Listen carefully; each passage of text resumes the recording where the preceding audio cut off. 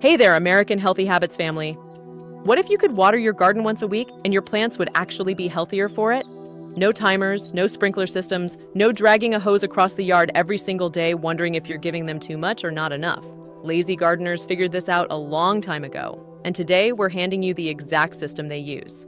This is the Wicking Bed, the E in the E's system, and it is about to change everything about how you water your garden.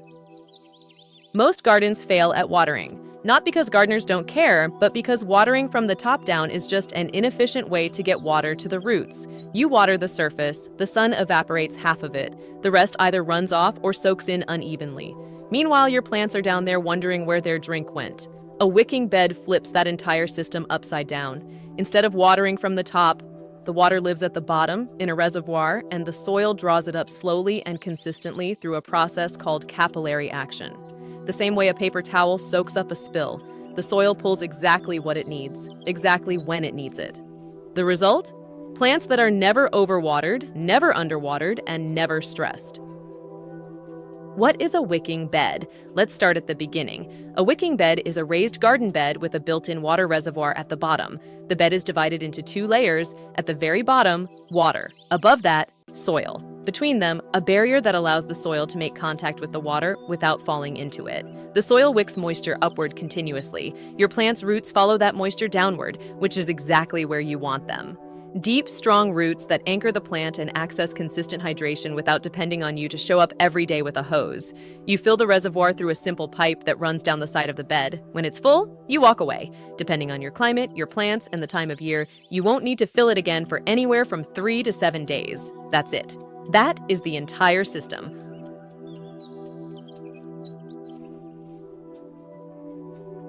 Why wicking beds work better. Traditional top-down watering has 3 problems that wicking beds solve completely. Problem 1, evaporation. When you water the surface of a garden bed, a significant portion of that water never reaches the roots. It evaporates, especially in hot weather, which is exactly when your plants need water most. In a wicking bed, the water is underground. It never sees the sun. Evaporation is almost zero. Problem 2, inconsistency. Most gardeners, even dedicated ones, water inconsistently. Too much one day, forgot yesterday, life got busy on Thursday. Plants experience that as stress. Stressed plants produce less, fight pests poorly, and are more susceptible to disease.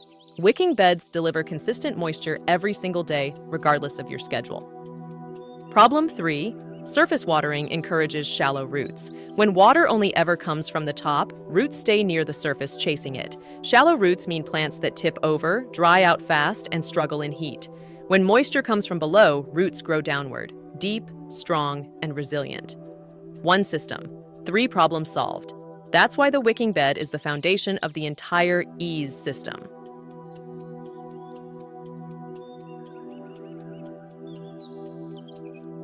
What you need to build a wicking bed. The good news, you do not need to be a builder or spend a lot of money to create a wicking bed.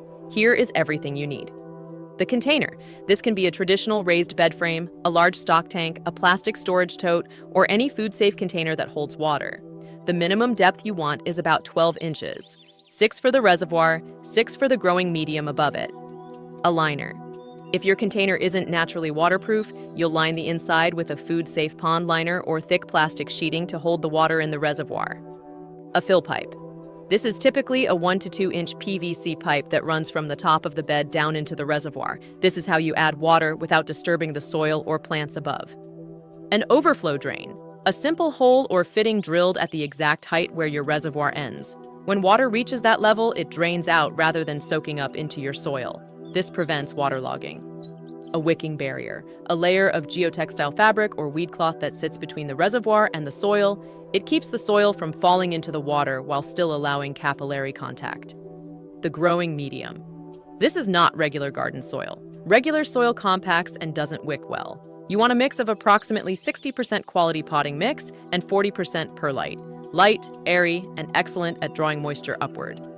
That's the complete list. Nothing exotic, nothing expensive, just a thoughtful system that works.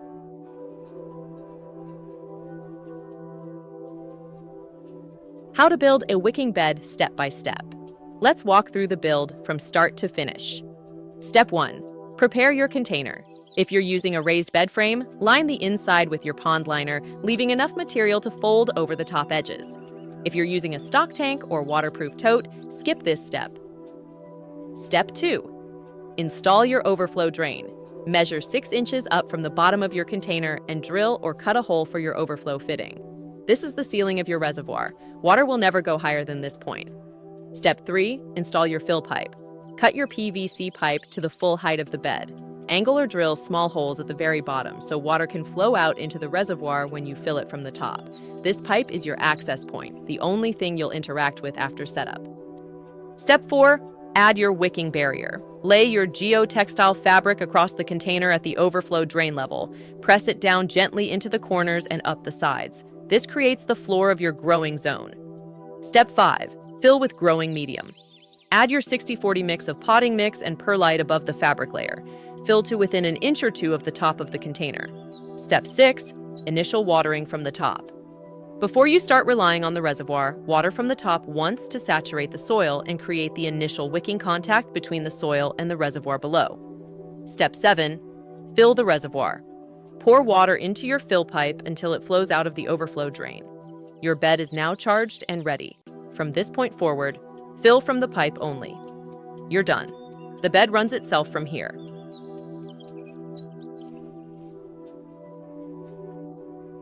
The best plants for wicking beds. Almost any vegetable or herb thrives in a wicking bed, but some perform exceptionally well.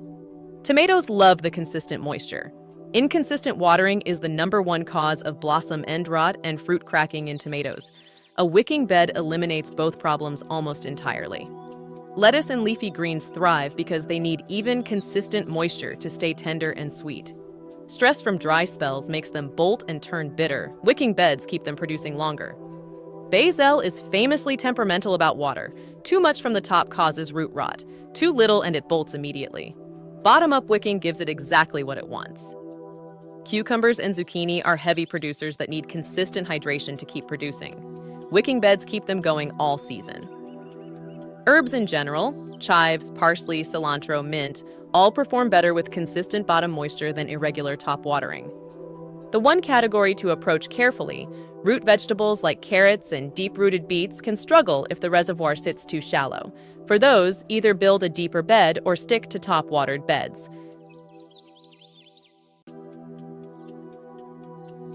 That is the wicking bed, the E in the ease system. Set it up once, fill it every few days. Let the soil do the rest. No daily watering, no evaporation waste, no stressed plants from inconsistent moisture. Just a system that runs quietly in the background while you do everything else. This is what lazy gardening actually looks like when it has a plan behind it. If this video gave you something useful today, hit that like button and subscribe to American Healthy Habits. We're building the laziest, most productive garden on YouTube, one system at a time. And drop a comment below. Are you building a wicking bed this season? Tell us what you're planning to grow in it. We'd love to know. We'll see you in the next one.